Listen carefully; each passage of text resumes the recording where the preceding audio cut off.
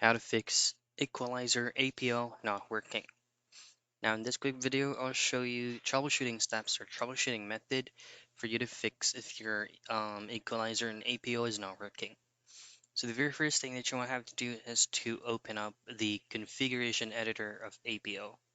Right here under device, you need to make sure that the input that you're using could actually be matched from the main APO feature.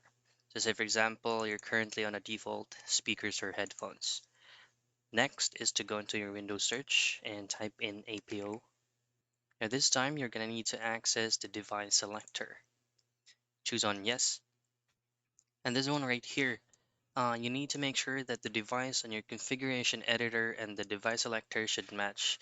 So since I do have the default speakers or headphones from the configuration editor, then I need to choose on the same option right here.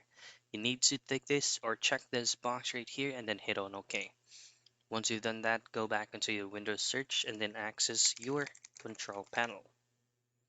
Now from the control panel, you just need to access the advanced settings of your sound on your operating system, like so.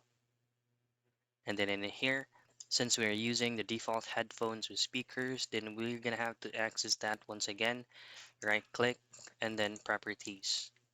Now from properties, go into advanced, and then in here under exclusive mode, you need to untick all these options right here, like to allow applications to take exclusive control of this device, and then the other one.